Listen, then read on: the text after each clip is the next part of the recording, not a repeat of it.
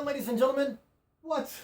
Dude, I'm sorry. It has been like 3 weeks. I have to catch up on so much when it comes to wrestling. And it's a combination of the holidays, being with the family, also, dealing with girlfriend stuff and helping my girlfriend, two words, move into her new apartment. So I had just a lot of stuff going on. So catching up.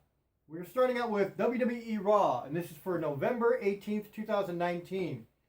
And this was just a clusterfuck of a show. Let's get into it. Becky Lynch starts out with a promo. She gets cut off by the Iconics. They get cut off by Charlotte Flair. They're all cutting promos that mean nothing. The best part of this was Samoa Joe popping out at the end of this before they went to commercial and going to commentary. So you have Flair and Lynch versus the Iconics. This is a match I could give a shit less about. Let's be honest. The best part about this was that this is the point where they were still doing the invasion angle with NXT, SmackDown, and Raw for Survivor Series.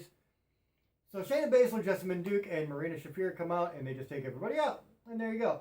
After that, Charlie starts to interview Hawkins and Ryder, talking about a match they were going to have, but they get interrupted by the AOP that just decimate them. So in true jobber form, they take the hits. Then you get an OC promo, mainly AJ Styles. But it turns into a match with Humberto Carrillo because Carrillo beat AJ Styles a week or two ago. So he's taking on Carl Anderson. Decent match for what it was. Humberto wins.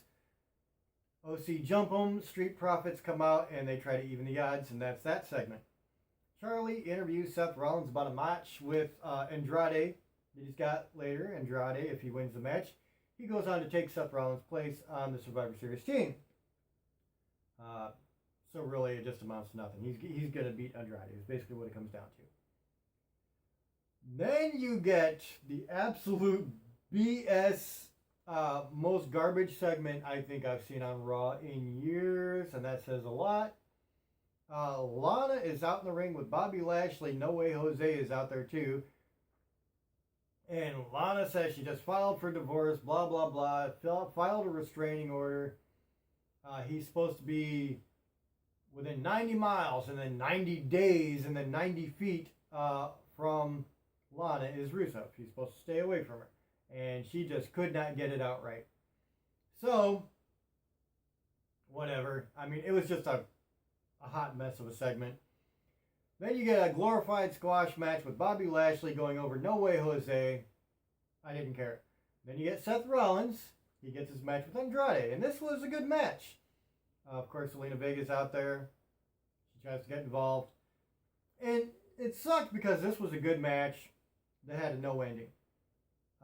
The Lucha House Party of all teams to come out comes out from SmackDown. And they attack Rollins and Andrade from Raw.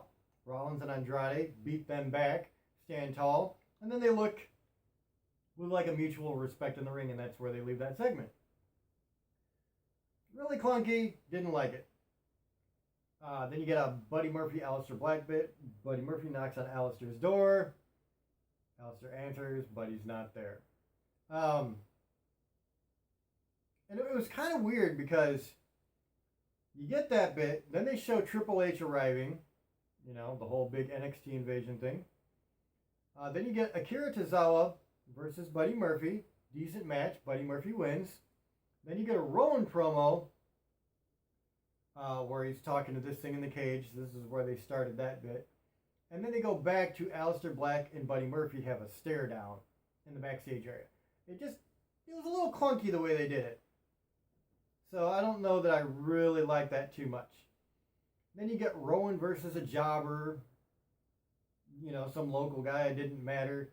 Obviously Rowan goes over. Then you get the Singh brothers and R-Truth, which was weird within itself because this is a 24/7 bit, but you have both Singh brothers versus R-Truth in the ring. The Singh brothers take off. They head toward the back. Made no sense. None of it made sense. So then Charlie interviews Randy Orton, and this really goes nowhere. And we'll get to that in a second. But the next match is KO, Kevin Owens, versus Drew McIntyre. And it was a hard-hitting affair. I thought they did really well at making this look like a fight. I'm a big fan of both guys. I think Drew McIntyre is honestly underused. And the match, I really liked it. Again, a no end though. Triple H comes out, his music hits. Drew McIntyre just disappears. So Triple H is trying to get KO to do exactly what he did with Seth Rollins last week, get him to join up with NXT. NXT comes out, Raw comes out, and there's a big fight there. Charlie interviews Humberto Carrillo, and I don't know why, but it goes from Humberto Carrillo interview to Paul Heyman and Rey Mysterio talking, all like almost seamlessly, except for not quite. And of course you have Paul Heyman building up Rey Mysterio fighting Brock Lesnar. And then you get Asuka with Kairi Sane versus Natalya. This is the Asuka heel bit they've been working with. Finally getting something of a push. And it ends the exact same way a lot of her matches have lately. Green Mist gets the pin. There you go. Randy Orton and Ricochet then take on the Viking Raiders. Didn't really make a whole lot of sense, honestly, because during Randy Orton's interview with Charlie that I said I'd talk about in a minute, he and Ricochet are supposed to basically be enemies, but for some reason they're working together even though they really don't like each other. None of it made sense. It still doesn't make sense. They take on the Viking Raiders, which really goes nowhere because at the end of the day, the SmackDown, NXT, and Raw rosters all get this big-ass fight where NXT is standing on top at the end of the day, and then Triple H cuts a promo talking up NXT for Survivor Series, and that was the show. Overall, not a lot made sense in this show. They did some very cool things with the, like, triple-brained invasion angles, but it just, there were way too many no finishes here for me. The Lana Bobby Lashley thing was just garbage. The 24/7 title bit didn't make sense. Rowan just jobbed out some dude, so who cares about that? The way they did Buddy Murphy and Aleister Black was a little bit clunky.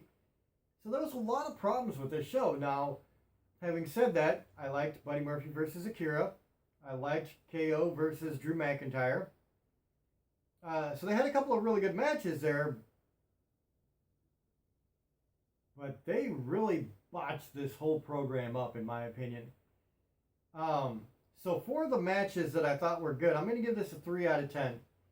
And I really don't know that I think it deserves that, to be very honest, because so much of this show was just thrown together and not thought out and not ended very well with a lot of these matches. So I think 3 out of 10 is honestly being really nice at this point because it was just a bad show. Like, honestly, it was just really, really bad. So, ladies and gentlemen, 3 out of 10, that's where I'm at. Let me know what you think in the comments below. If you enjoyed this, hit the like button, subscribe, and share. Or if you agree, do the same. My name is Kevin Jackowitz. Kaged Nation, out.